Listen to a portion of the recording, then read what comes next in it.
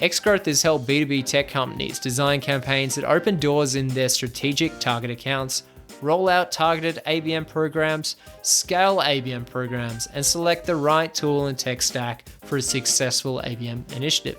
These are all things Xgrowth has helped their clients with. If you're interested to learn how Xgrowth can help your firm's ABM program, check out Xgrowth at xgrowth.com.au. That's xgrowth.com.au and chat with the APAC ABM agency.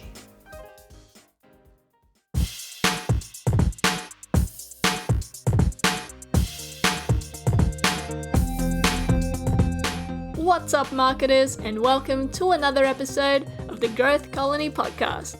I'm Liza from Xgrowth to tell you that each episode we bring in B2B leaders to chat about the yeses and nos to achieving those everyday wins in the marketing world. Whether you're new to the B2B game, working at a leadership level, or even just showing some interest, we know you'll love the episode. So grab a drink, get comfy, and enjoy the show.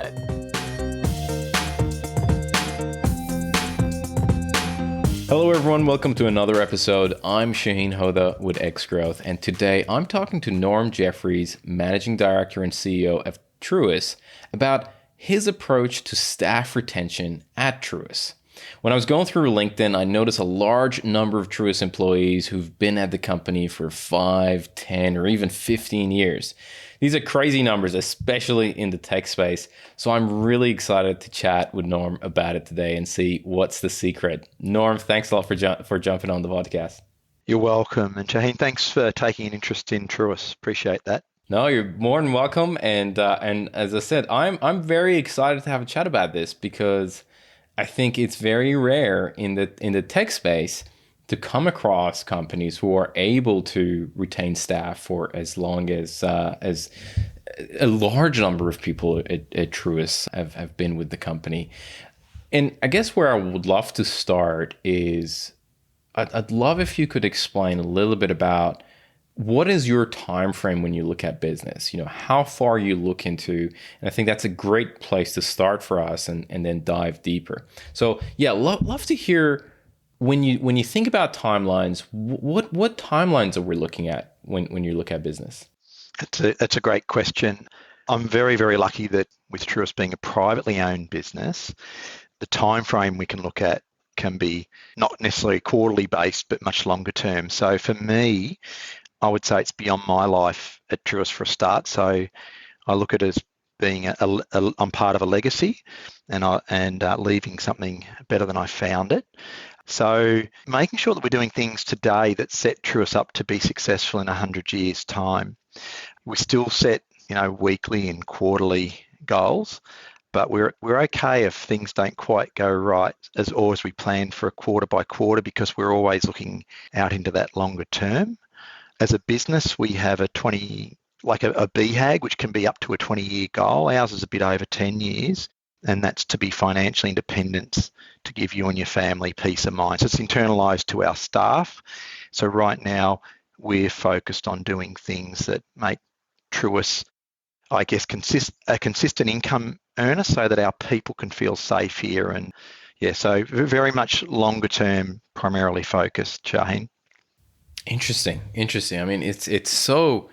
And I know a lot of the literature talks about that, but it's just so rare to hear about that these days, where it's all about the next quarter and what's happening in the next half year. So that's really refreshing to hear. And especially with the stock market, just like you talked about, being a public company, it's all about next quarter and is the stock price going up or down, or if going down, what are we cutting and what are we changing? Yeah, that's right. I mean, as I said, I think being privately owned makes it a lot easier for us because we don't have to worry about a whole heap of shareholders. We can focus on our people and, I guess what the three owners want out of the business. Yeah, got it. I also know we chatted earlier, and it's very clear that long-term planning is super important to you in the Truis team.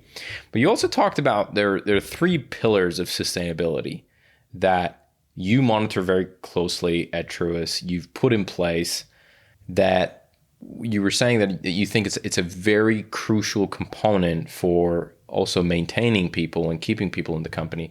I'd love to explore those. Let's talk about these 3 pillars of sustainability. What are these? Yeah, okay. Well, thanks for asking about this, Shaheen, because from a sustainability point of view, I think one of the key things is to talk about them and spread the word. So the 3 key pillars are social or people focused.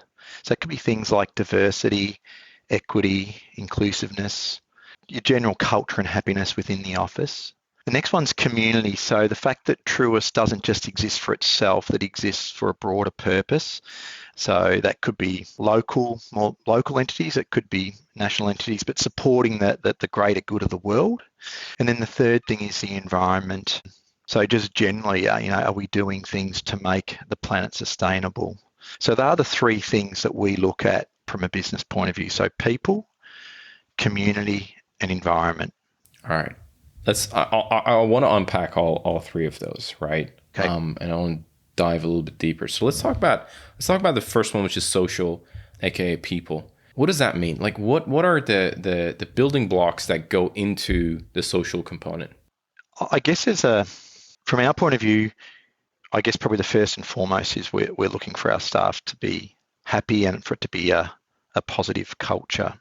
We've also learned along the way that if the organisation's diverse, it can have a great impact on our business. And some of our teams are quite diverse, and some haven't been. So it'll mean that we will do more to bring in diverse people. So it could be how we advertise. We've looked at some of the ads we've ran, and we might mean that actually the words in this may be more attractive to a male than a female. So we'll make sure the ads are open to all genders and different race, like different ethnicities.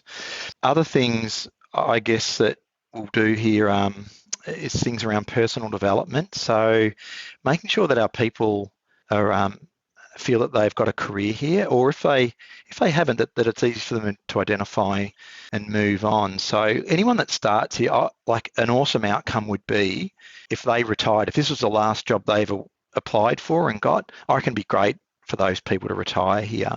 So we'll do everything we can, like we're setting budgets. So we've got per person, we have a $3,000 budget for education. And that's per year, is it? Per year. Yep. We get access to a lot of free courses from some of the partners we have. So there's lots of things like that. And we can do better at this in terms of understanding what it is our people want to do and help them get there. One thing we have learned, and that is that to make it easy for people to move from one team within Truis to another team. So the leaders are all very open with that. So someone could start in customer service, but maybe they end up moving to the marketing team later on or to a services team. And that's whereas if I think back a long time ago, we're probably a bit protective of our people. And if you hired someone, you wanted them to stay in your team, whereas now it's very much the other way around. So aspirations can be very open between a person and their manager. We providing a flexible place to work, so the ability for a parent to be able to drop their children off at school and then come to work and do those. So work flexible hours. So that's something that's new for us. So we've offered flexibility in jobs that start that way, or maybe someone does alter, after they have a child or whatever, to those sort of hours. But we haven't had a policy per se that really makes it easy for people to do that or to change from what might suit them today to something new. So we've invested heavily in that, and we've involved all our staff with that. We used to assess how we were going just by surveying our staff ourselves and not having any really sort of science to it, whereas we did learn it was best and we to go and externalize that and do it properly. So we signed up for a product called Culture Amp. I don't know if you heard of Culture Amp. Of course. I mean, they're yeah. So it was great to get an industry benchmark on ourselves. So what we were doing before was just trying to work out where we could do better and what our people thought and felt, whereas now it's really putting science behind it. So that's been good, and we've seen, we've certainly been moving in the right direction. And what I really like about that is it tells us scientifically what things we can do to make it have the most impact on our staff. So, and it might be something we might have thought of. So that's been a really good tool for Truis. They're probably some of the main things that, that we've been working on, Shaheen. Got it. Got it. Norm, these like three pillars that you talked about, and I want to dive into the other ones, but as you were talking about it, is this something that you've recently put in place? Has this been around for ages, or you've recently formalized it? When did this happen? Just a COVID thing?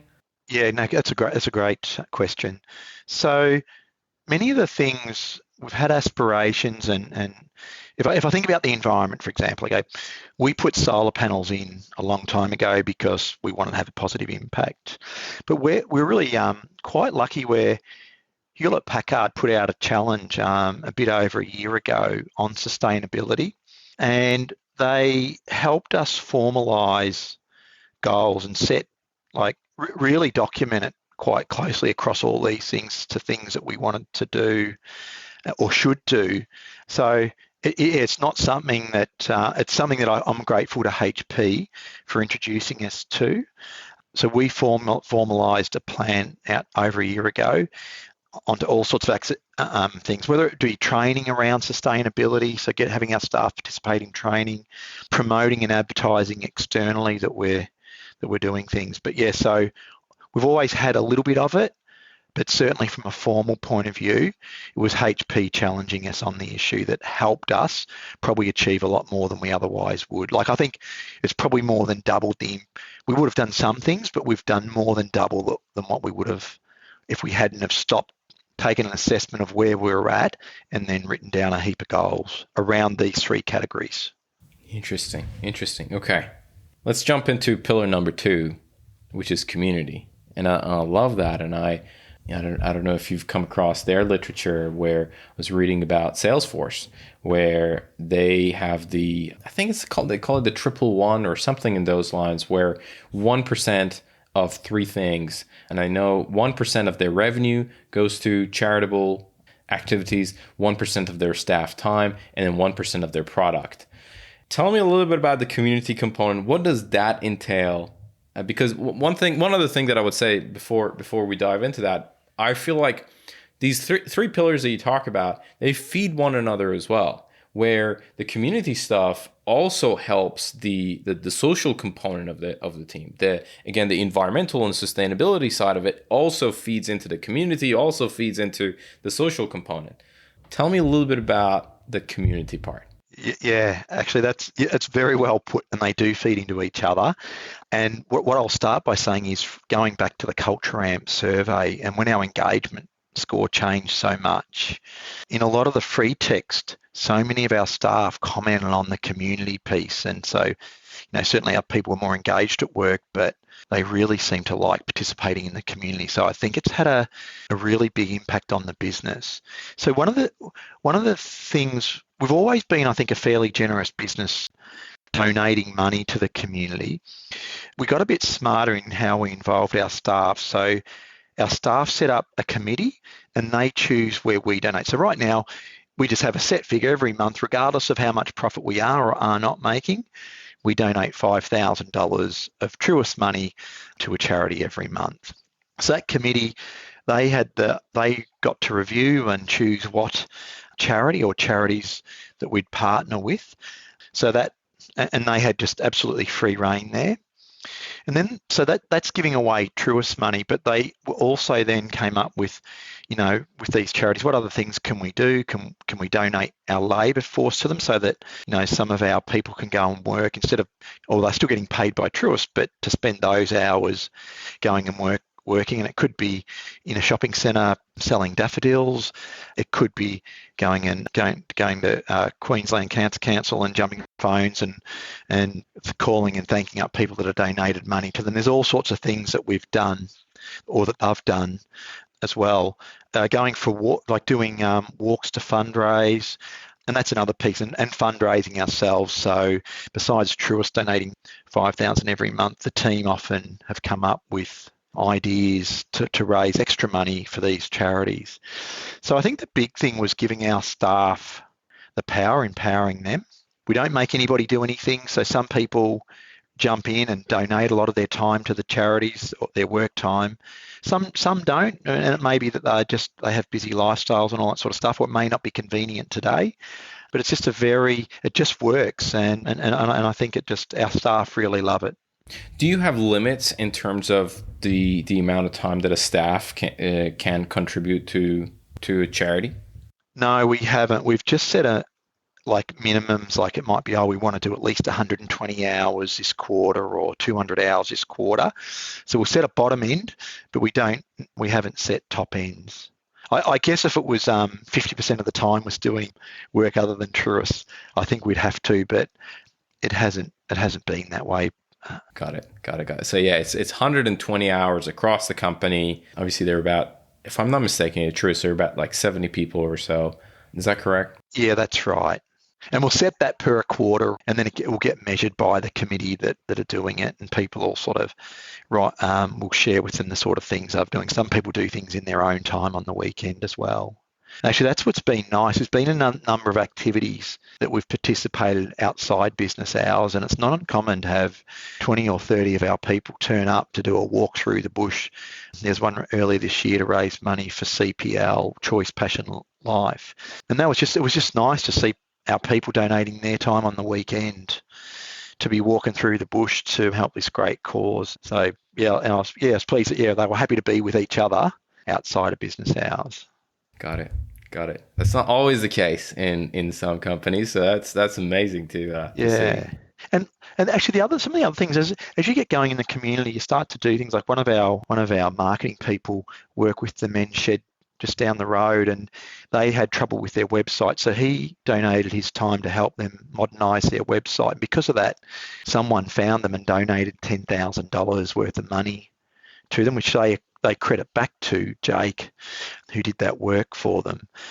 It's just doing those sorts of things. A local councillor who wanted to help out I think it was about 30 local sporting groups with insights as to how to make it easier for them to run their different things, whether it be athletics or football clubs. She loaned our facilities, and then there's about 50 or 60 people that came here, and she had different speakers. It could have been the police about blue cards. It could have been someone about getting government grants, just to help these clubs. And that was another thing that our business did, to just using our facilities outside of ours for these groups to share them. We've got nice facilities here, so it's just nice to be able to share them. So it can be all sorts of things, but that all came from our people getting out in the community and just talking to people that are around us that we can partner with and help out. Interesting. And Norm, I know that the point of this is not necessarily, it's not new business or opportunity creation. It's really building that culture within the company, giving back to the community. Has there been a business impact as well coming through some of these? Like, has there been, again, I understand that the purpose of these is not that, but as a byproduct of this, what has been the business impact? Yeah, look, it does have a positive impact. I think happy people, so our happy staff means happy customers. So I think in terms of our relationships with our customers, it means for more positive relationships. I think as a culture, it's pretty easy for people looking outside at Truis to see what our culture's made up. And I think some organisations, I think, want to trade with us for who we are and what we stand for. So I think that has definitely happened there.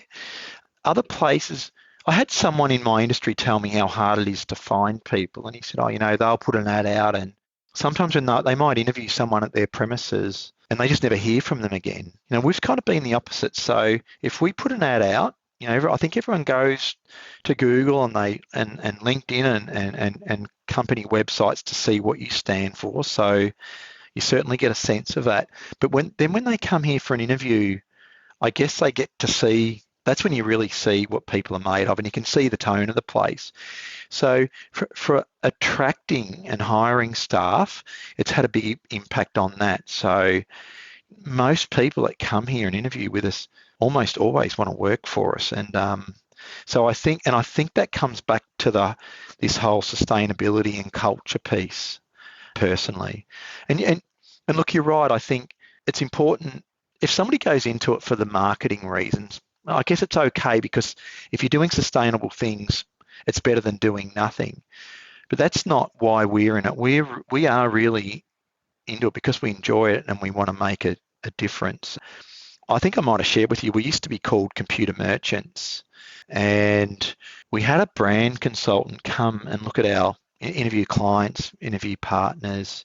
And when she started, I asked her, I said, "Oh, what's the likelihood that you're going to tell us we need to change our name?" And she said, "Look, Norm, it's unlikely. You've been around for 40 years, the business. It's not likely I'd do that." But she came back and she said, "You do need to change our name." So then we went through the exercise of looking at a name, and with staff input and the help of a company called Driven, we came up with a name called Truis. And Truis is a made-up word derived from the word altruism, doing good for mankind. And our company's purpose, so the purpose that our staff live by, is together helping customers achieve their goals. So I think it's just all been a nice fit for us. I'll go back. If people want to do sustainable things for marketing, I think it's great. It's better than doing nothing. But for us, we really do enjoy helping one another out and doing good things, and it makes for a great place to work, and we all have a lot of fun doing it. I love it. I love it. Let's touch on the third pillar, which is around sustainability and environment, right? Now, you touched on it a little bit, you talked about solar panels, but let's dive a little bit deeper, and I want to unpack that as well. Yeah, so with that, I guess we set some hard, firmer goals. So when we originally put solar panels in, we had an idea of our power consumption and the sort of impact it could have, and we did that. But I guess this time round, we wrote down plans, or when we did this plan a bit over a year ago, we set longer term aspirations about having a better impact on the environment. So coming back to the power, it could be, some of the things that came out of it, having policies on procurement. So when we're buying some IT hardware for our own business, just looking at, is it made from recyclable plastics? What's the power consumption of that product versus another product? Another policy internally about just simply turning the lights off. So the last person to leave any team at the office turns the lights off that relate to that team. Other things that we looked at were waste. We wanted to reduce our landfill. So we did a number of things. Every desk had two bins. You had a general waste bin and a paper bin. So we took those bins away and put centralised bins in. That created movement, so people would more likely, or you'd move more in the course of the day, so you get up and stand and you interact with other people over at the bin. We introduced a third bin when we put these centralised bins, which was a soft plastics bin. And it was pretty cool. So we put signs up above each bin as to what goes in one. And you'd see people walk up to it and you'd watch them as they put their hand out with the rubbish, holding the rubbish over the three different bins, reading the signs, trying to work out what bin to put it in. We played a game of Kahoots which had questions around what waste goes in what bin, just to try and educate our people on the right bins to put it in. But the net result, actually, there was a few other things we did. So we did that. We purchased a cardboard perforator, which means instead of buying bubble wrap, because sometimes we bring gear here, we might get 100 boxes, we'll build it and then we'll repack it to send out as 1 or 2 or 10 items, but we may use bubble wrap in that process. So this cardboard perforator means instead of sending cardboard off to be recycled, we can reuse it again, and then the next person that gets it can be recycled. So, but it also means we're not buying bubble wrap. But the net result was our landfill waste reduced by 30%. We've got soft plastics that are are getting reused. So that was quite a positive thing for me. This I did not know until we started doing it. So weeks into it, someone would come and say, "Hey Norm, hey I've said to Mum and Dad we should have a soft plastics bin at home," or someone says, "Hey, I've introduced a soft plastics bin at home and the kids are learning this stuff at school." And I realised the power of, as we participate in, because I really thought, what impact can Truis really have? We're just a drop in the ocean. But it was through that mind share and people taking things home and having conversations. And I if you think about the recent federal elections we had, I think part of that is it's just from all of us talking. So I think the more we talk about things and promote things as a community, it does make it so much easier for governments to then make policy that actually drives for better environments and community and all those sorts of things, right? Whether it be equal rights or whatever. So I'm all for us doing the little things, because then we get to talk about it, and I think it's together that we make real change happen.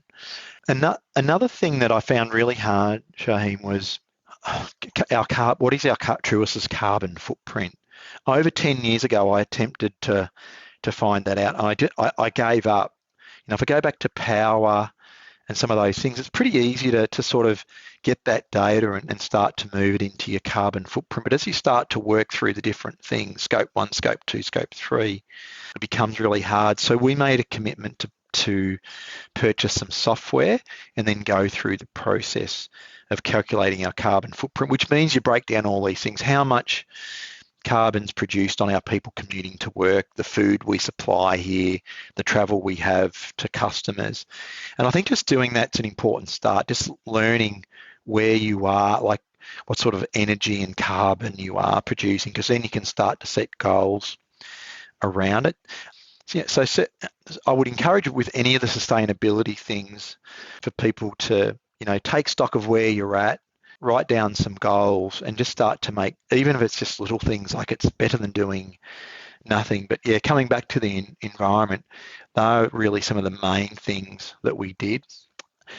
And probably the last thing, and this all ties back into what you said about things being a bit like crossed over. We had a customer that got us to refurbish their office stores, and they had old iPads. So we put new iPads in there, and with the old iPads, we brought them back and we asked them for their permission to be able to reuse them and donate them to a school. And they shared that actually they had wanted to do that anyway. They'd wanted to donate them to somebody in need, and we found some schools in lower socioeconomic circumstances where children don't have that sort of technology there. These are primary schools. Some of these children will turn up to school in bare feet looking for a feed.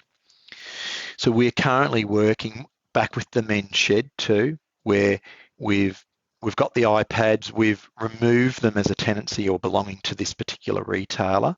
We've reinstalled a new version or updated them so that they can be new devices for these schools. The men's shed's helped out by doing some of the work, and they wanted to be active in it, for something for their members to participate in.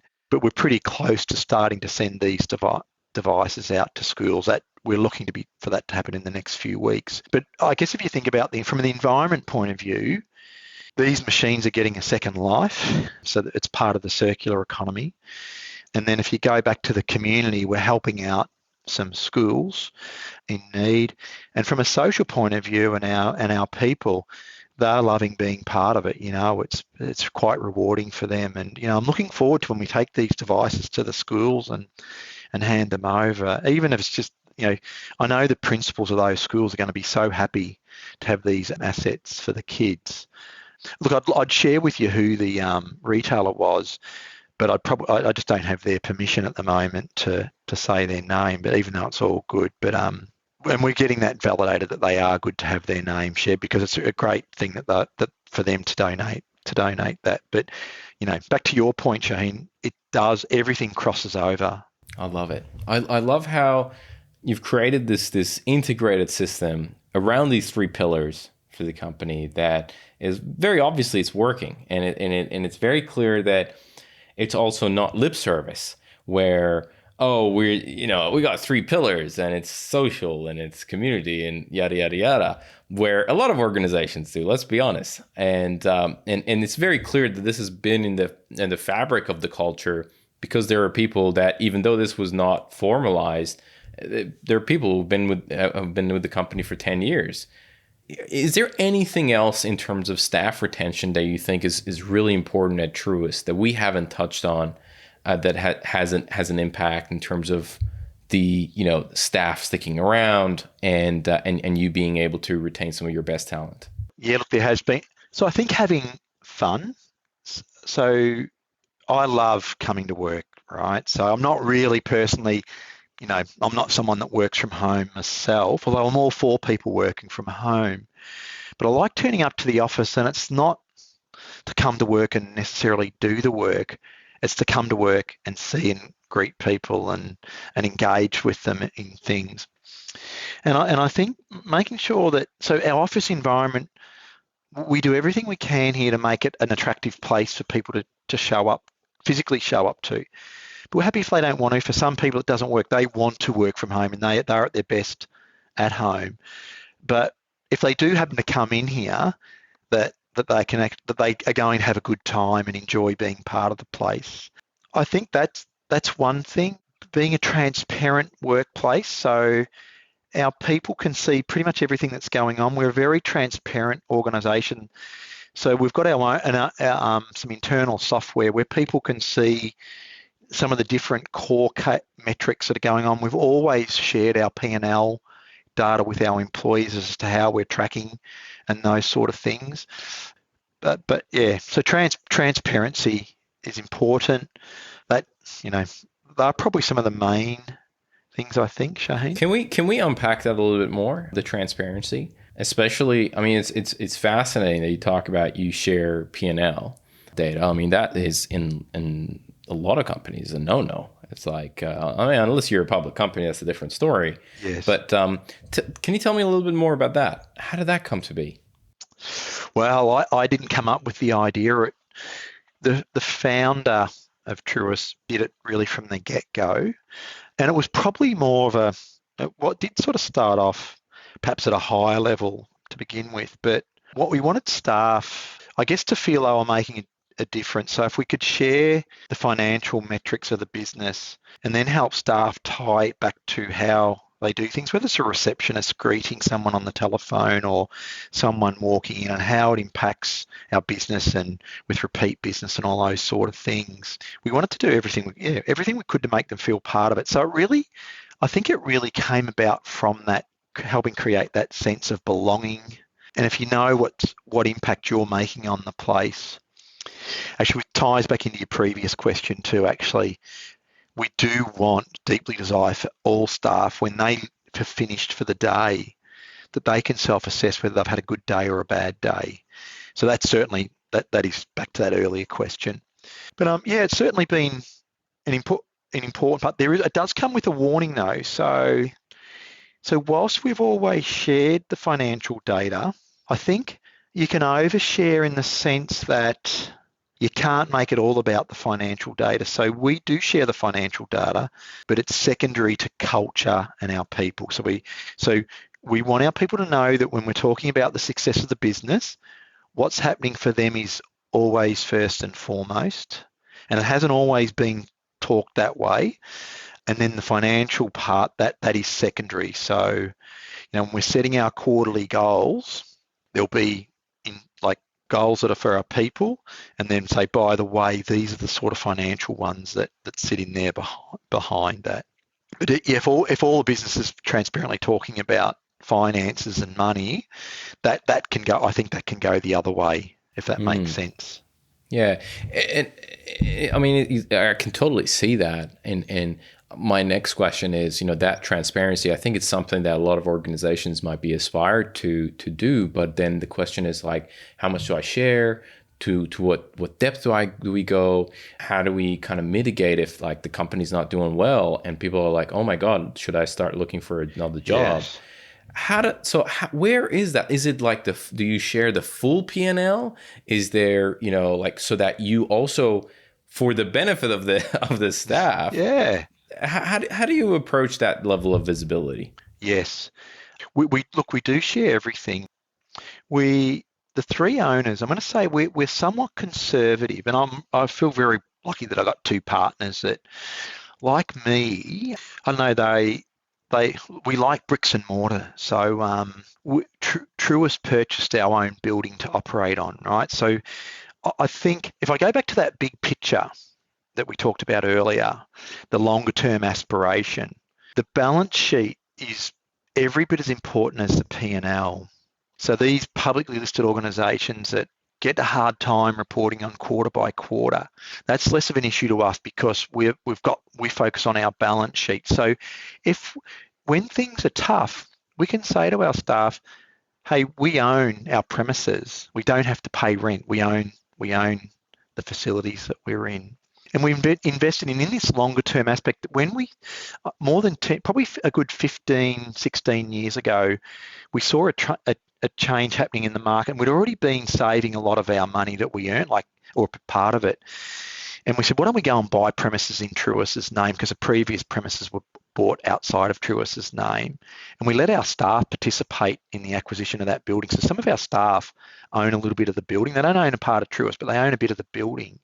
Because I realised at the last building we were in, as an owner of the business, when I walked into the office and I put my hand on the door handle and I opened that door, that was more significant to me in ownership than what the business was. And those owners get paid essentially like a rent or whatever every month, and it's 1%. So if you were to put in talking in round numbers, if you put in $100,000, you get $1,000 every month. If you leave the business, you have to sell the units back to the business. But if you cash out, it's written into the trust deed that you'll always get the money you put in, but we get the property valued every couple of years. So of course it's worth more now than it was when we built it. So they would get, if we'd say it's doubled in value, they get double what they put in. So everyone that's bought in's had a good return. But tying it back to your original question, having that sort of philosophy helps us be okay about sharing the news when it's not so great in the quarterly profits, because we can demonstrate that we're doing things in the longer term and we have buffers. And as we do things in our business model to make recurring income streams stronger and better, and I guess it also gives our staff a reason to help participate and support those initiatives. So I mentioned before, going back in time, that 16 years roughly, we saw this infrastructure as a service coming on, and we realised that if we're going to invest in infrastructure as a service, having a really healthy balance sheet will help banks lend us money if we need to buy lots of compute.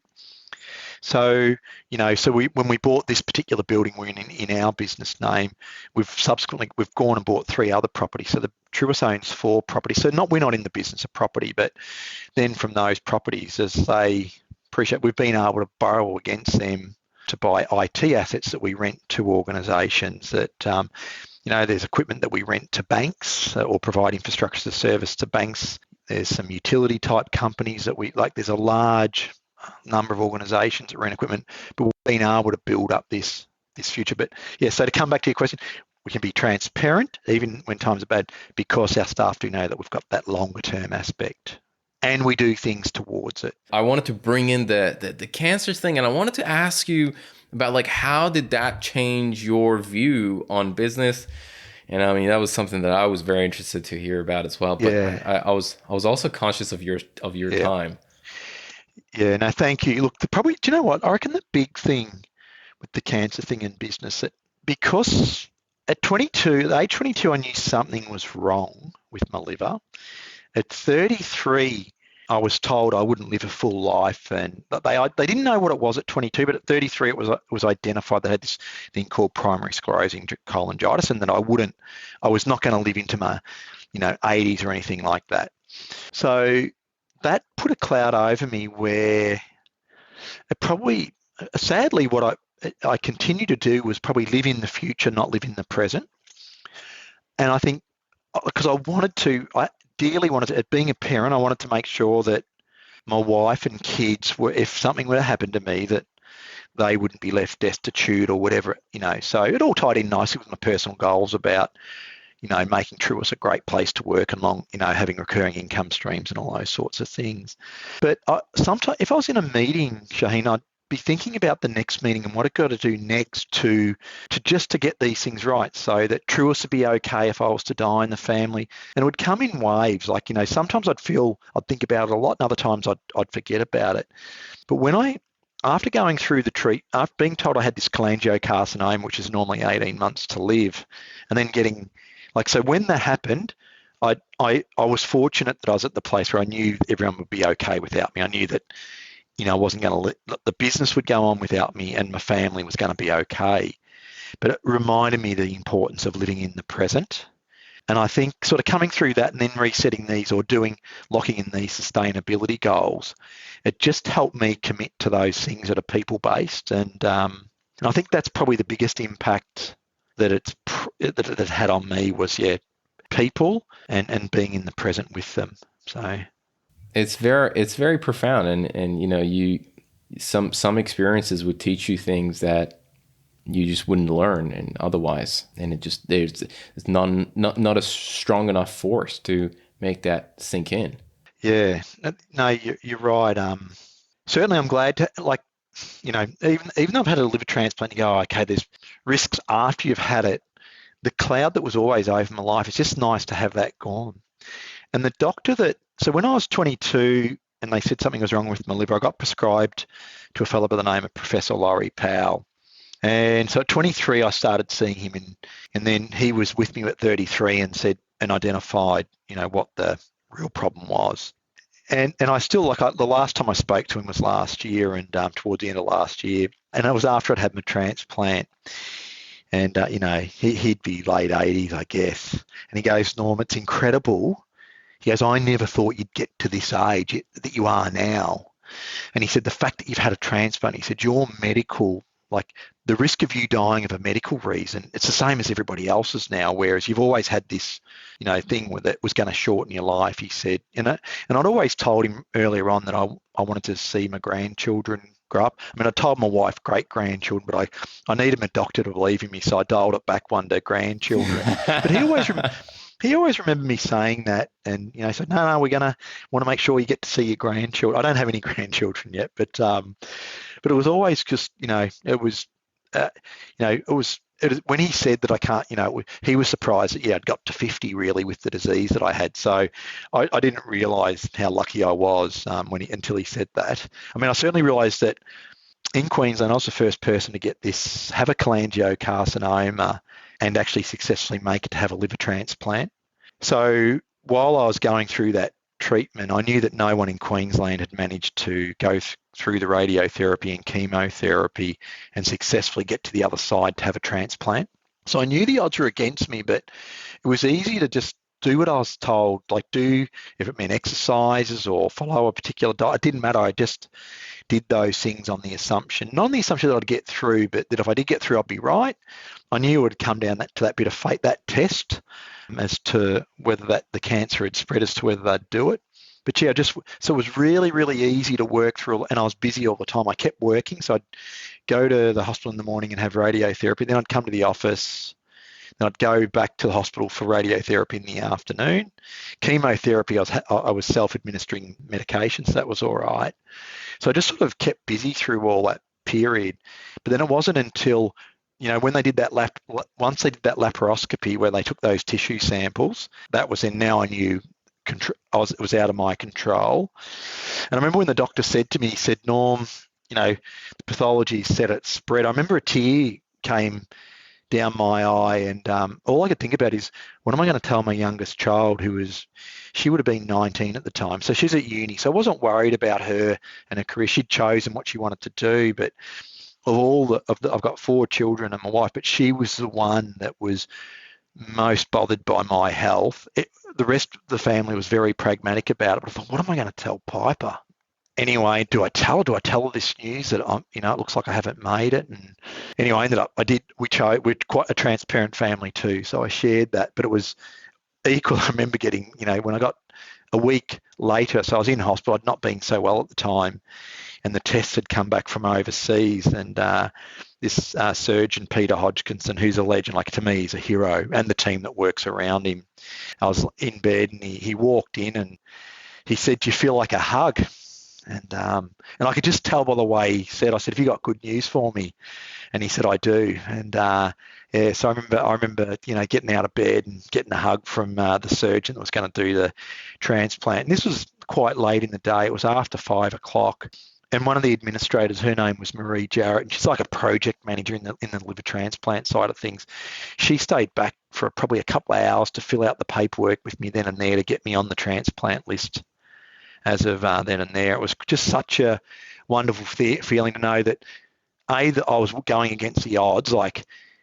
Being told, looks like you probably haven't got there, but we are getting a second opinion to then get it's okay, you're there. And then, so that was in the very beginning of December. At the end of November, they said, you haven't made the list. Beginning of December, I was told I was eligible. And then in February, I got the transplant, so a couple of months later. But yeah, no, sort of very, very happy story, that one. Wow. Happy ending. Wow. That's something. That's something. I'm glad you shared that. And I'm super grateful for you sharing that on the podcast and the impact that has had. And thank you so much for that. Have you read the State of ABM and APAC report yet? If you have, you'll know that 59% of marketing leaders are intending to increase their ABM investment in the coming year. Even bigger news is 0% of survey respondents are going to decrease their investment. It's an exciting time for ABM in the region. Discover the state of account-based marketing in APAC today. Download the full report at abm.xgrowth.com.au/report. That's abm.xgrowth.com.au/report. Before we wrap up, I want to also ask you a couple of rapid fire questions and go through some of those. Are you happy for us to jump into those? Yeah, sure. All right, let's do that. So the first question I want to ask is, what is one resource, and it could be a book, it could be an audiobook, it could be a podcast, it could be whatever it is, that has had a profound impact, and it could be more than one book, and we're more than happy to get a list, but has had a fundamental impact on the way you work or you live? I'm going to say probably Dale Carnegie's How to Win Friends and Influence People. I guess learning at a younger age the importance of communication. It's good. Like, it's something I encourage really everybody to read. I think it's good for students, and I think it's just a great foundation for people to have, I don't know, get some basic skills from. I love it. Very true. Very true. Question number 2, and this is more about marketers. We haven't talked about this much, but I also know you have a very strong, you do a lot of work on marketing and sales. I have a very strong background on that. When it comes to B2B, if you could give one advice to B2B marketers, what would that advice be? To B2B marketers, I think it is have a purpose and a goal as to what you want to achieve. Something's important to you.